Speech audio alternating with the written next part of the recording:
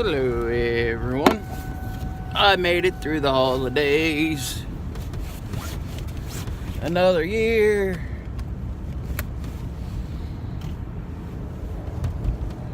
Like I said, the holidays are one of the hardest times if you're a former addict and you got family and friends and you do all that.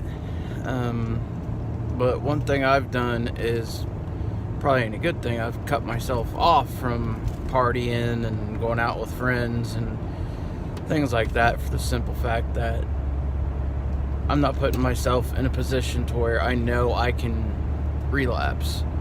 That's one of the biggest things about being a recovering addict is knowing what positions can put you in certain, but also you can't put yourself in a cocoon. So you also have to, eventually you have to start putting yourself in them positions and learning how to, it's just like if someone is afraid to leave their house and it's a known, what they do is they have people leave their house eventually a little bit at a time. They don't push them too hard, but they push them. And that's about the same thing you got to do being a former addict. You got to go a little bit at a time, a little bit further. And if you feel like you can't do it, then just draw back a little bit, get back to being comfortable, then start pushing yourself again. But I personally, I just live in the middle of nowhere, so it's hard for me to go to my town, wherever all my friends, family, and everything else is. I'm talking 40-minute trip at night, and there's no sense of doing that. But making it through the holidays is one of the hardest things. Like I said, a lot of people don't consider what they're doing effective on you because they're the ones drinking, they're the ones outside in the garage smoking pot or whatever they're doing. And it's not that they're being rude, it's just a simple fact that they don't understand putting you in them situations can actually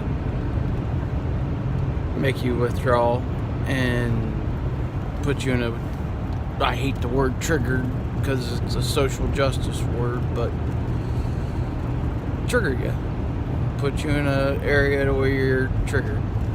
But made it through the holidays. I hope everyone out there made it through the holidays and had a great Merry Christmas and a Happy New Year and a Happy Christmas and a Merry New Year.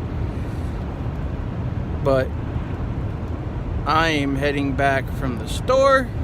It is freezing outside. This morning woke up in Ohio, live right by a big river, and it is cold outside. Today it was negative 15 or negative 10 with wind chills like negative 25, negative 30. It was cold. And our high temp today was like 4 degrees. But happens every year in Ohio. Usually happens like it'll get cold. Now we can go stretches where it don't get above freezing for like 30, 40 days. But it don't get to be to where it's like fucking, we'll get a couple, 3-4 days of an Arctic blast and it's gone. Maybe a week and a half. This shit's been around for a while now. And it ain't going anywhere, supposedly until next week.